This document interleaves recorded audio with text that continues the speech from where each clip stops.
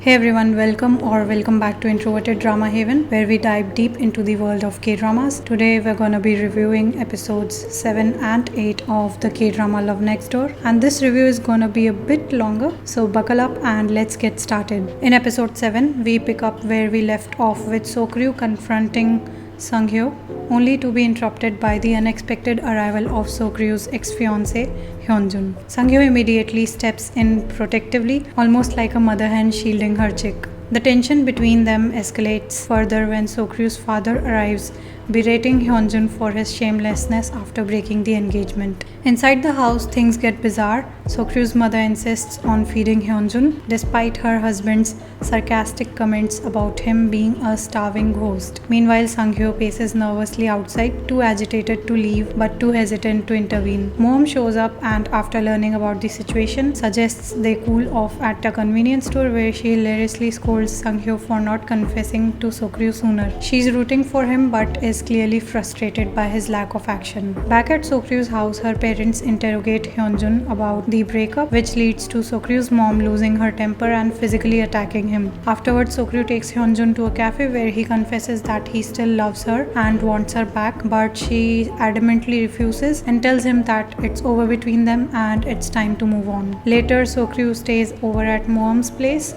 They reflect on past conversations about Sokryu's feelings for Hyunjun, with Mom realizing there's no need to worry anymore about her friend's emotional state. The next morning, Sokryu's mom insists she dresses up to meet Hyunjun, but things take a funny turn when Sunghyo swoops in on his bicycle and whisks Sokryu away. Their playful banter during a cherry blossom ride is one of the sweetest scenes in this episode as they bicker and tease each other. At her cooking class, Sokryu vents her frustration on a zucchini while Sunghyo faces teasing from his co-workers about the makeup smudge on his jacket from their earlier bike ride. The episode also explores other dynamics like Kang Dan-ho's heartwarming interactions with his daughter Yeondu, who admires Mom's heroics after witnessing her save a man's life. There's a cute moment when Mom unknowingly describes Dan-ho as her ideal man, only to realize later that it was him all along, leading to some hilariously flustered interactions. Finally, we end with a touching yet humorous moment between Sokryu and Sunghyo. After some late night banter and a near argument, they both realize they've been dancing around their true feelings. As Sunghyo gears up to confess, we are left with a cliffhanger just as he finally admits his feelings for Sokryu. Episode 8 picks up right after Sunghyo's confession to Sokryu. Sokryu is so shocked by his confession that she accidentally touches a hot utensil on the stove and burns her hand. Sunghyo, ever the caring gentleman, quickly holds her hand under cold water. In a dazed state, she asks him why his hands are so warm, and her eyes dart nervously, hinting at her conflicted feelings. He then shares how he's always been worried about her since childhood and advises her to be more cautious. Sokryu playfully responds that burns will become a regular occurrence now that she is determined to become a cook. Sunghyo, concerned, reminds her to take care of herself and hints that her string of bad luck with relationships should be a thing of the past. He assures her that he's willing to wait until she's ready for anything more.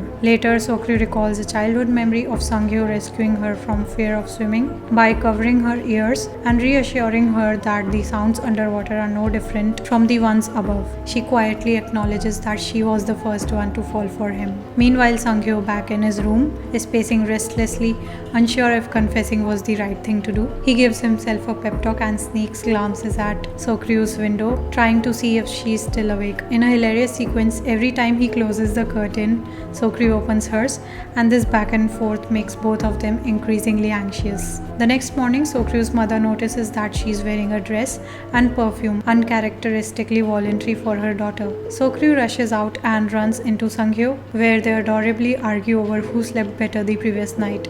Sokryu finally brings up her hesitation about his confession, asking if his feelings have an expiration date.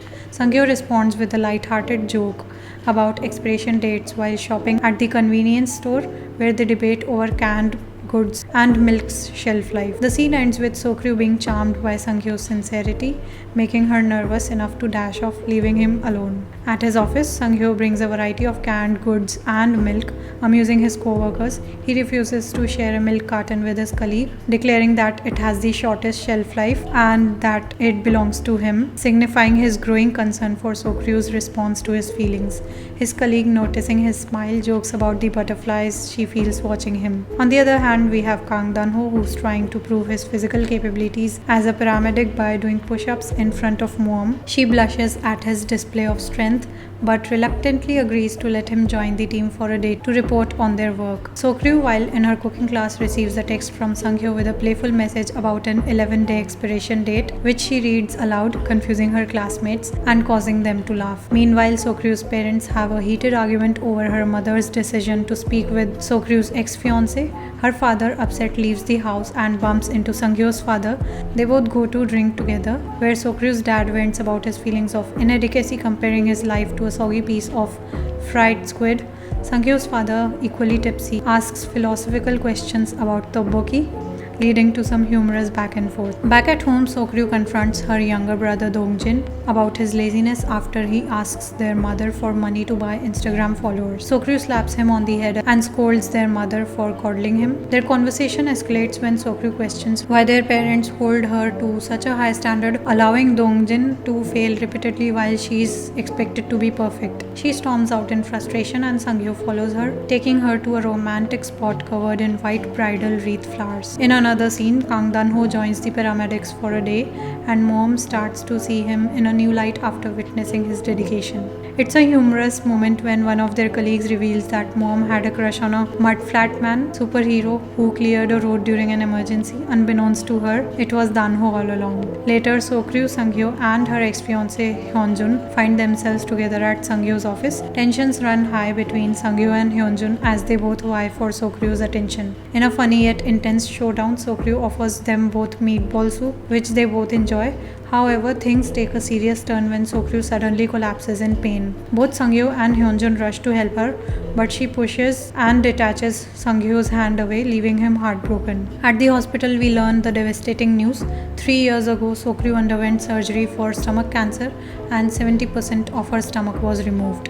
The emotional weight of this scene is intense as Sokru reveals the truth she's been hiding from everyone, even Sang-hyo. The episode ends on an emotional note, with Sang-hyo confiding in Moam and also asking Sokru why he seems to matter so little to her after everything they've been through. Thank you so much for watching this video. I know this video was especially a little bit longer as compared to the previous ones, but I just could not resist mentioning all the details that I found to be important to the plot. If you enjoyed this review, please don't forget to like, share, subscribe and hit the notification bell so you don't miss my upcoming reviews, and I'll see you in the next video.